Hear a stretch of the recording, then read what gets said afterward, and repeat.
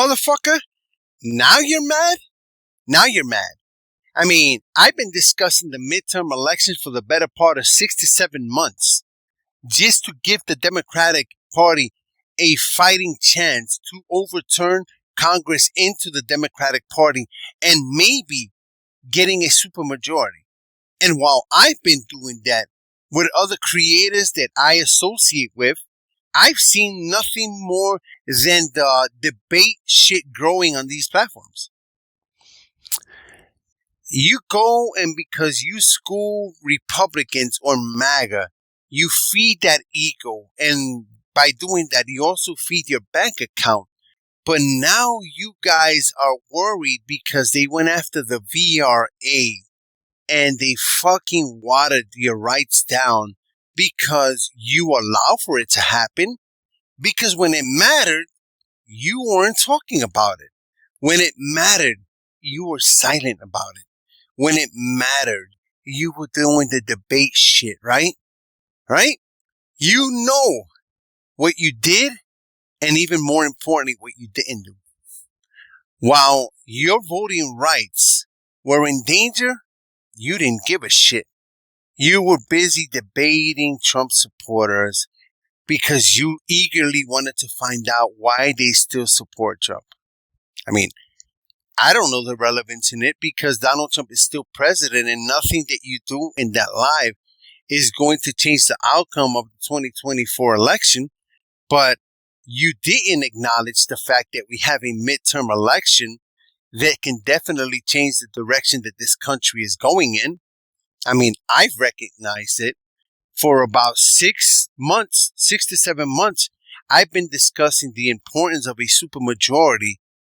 I've been discussing it because the one way that we can push back on Donald Trump is legislating shit away.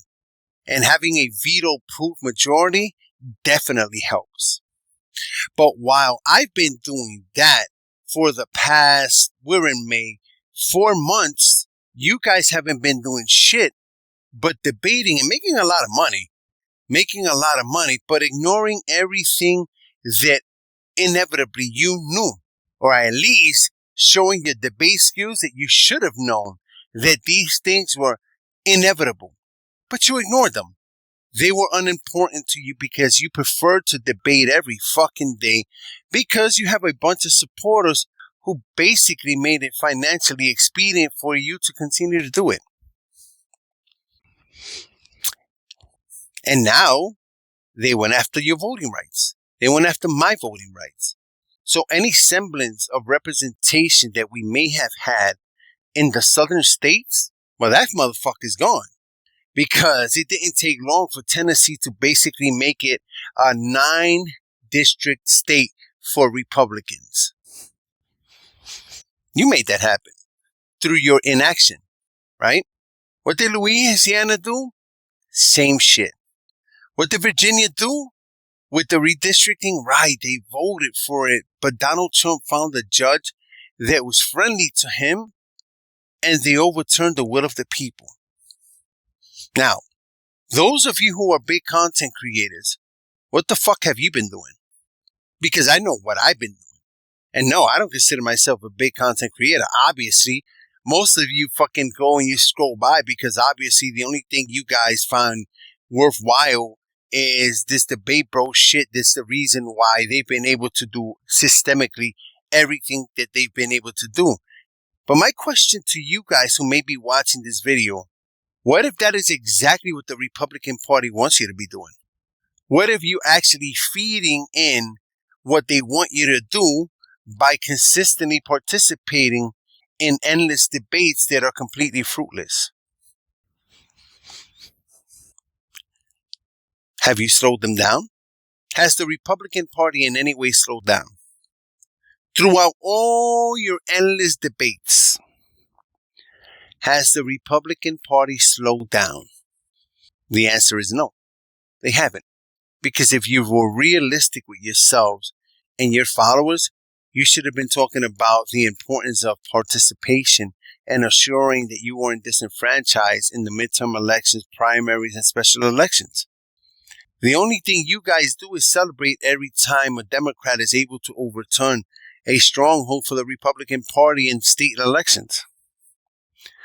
But elections that are absolutely crucial to push back on the President of the United States, the silence that I hear is deafening. None of you. And I know, because I go and I scroll by all of you. All of you, from Dean Withers to Patrick to Chris to Tea Drinker to Slayer to all of you fucking guys that continue to do these endless goddamn debates that end up being absolutely pointless. So you school a Trump supporter and what? You get a bunch of people giving you gifts and what? Has that been helpful for the movement? Has that persuaded a massive amount of people to flip parties? Did that protect the VRA? Is that going to protect people from having their rights stripped if he gets what he wants with regards to denaturalization? How about birthright citizenship? Do you think that your endless debates are going to prevent for birthright citizenship to not be overturned? No, me either. This is why I didn't waste my time doing these endless fucking debates while real tangible things can be done. And although I am not a fan favorite with these debates because I completely think they are disorganized, way too many hands in the cookie jar. You got way too many entities that don't want to coalesce to work with each other to one fucking goal. Or at least utilize each other's resources to one goal. Divide and conquer, shall I say. But now we're here. This is going to heavily impact the midterm elections.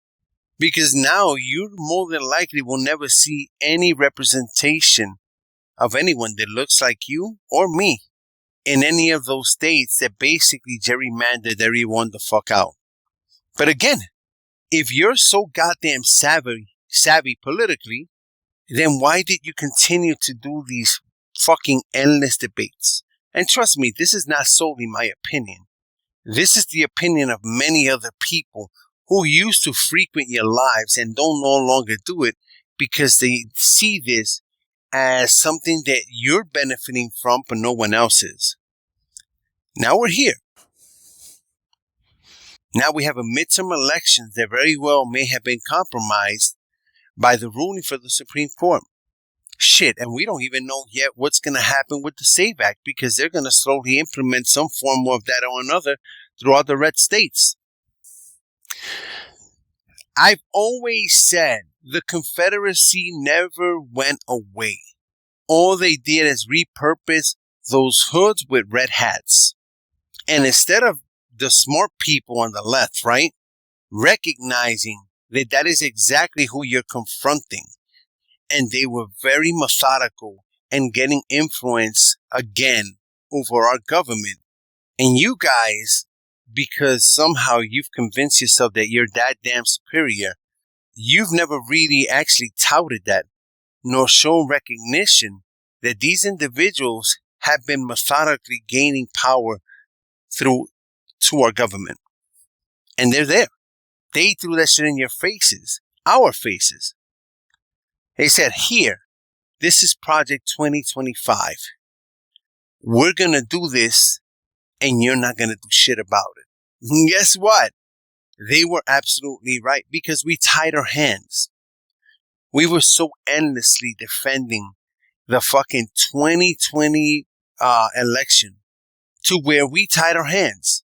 Because even if Donald Trump did do something nefarious, let's say on the hypothetical note, that Donald Trump was able to orchestrate something, or maybe not even him, because I don't think he's that smart, but maybe people who saw the benefit of Donald Trump being president of the United States again orchestrated a way for him to pretty much guarantee winning the election. And Democrats tied their hands because they can't very well question an election when they were 4 years defending. We handed power over. And the opportunities that we've had to push back against the Republican Party, we've shit the bed. I mean, Kamala Harris should have been president of the United States. But then we had some blind idealism pushing what was happening in the Middle East and completely forgot that there's a lot of people in marginalized communities that had Donald Trump gotten in as he did, were going to be suffering the consequences of another second Donald Trump administration. Shit, and I haven't mentioned the Hunter virus yet. We have one of the most inept cabinets, even worse than his first administration. Do you feel comfortable with them being able to handle the Hunter virus? Do you feel that we have competent people that are working for HHS that are going to be able to protect the United States citizens? Or are we going to have another C-19 incident? Ignore anything that comes from the professionals. We are in dire straits. We are in very dangerous waters. And this is not supposed to be exciting. These are fucking facts.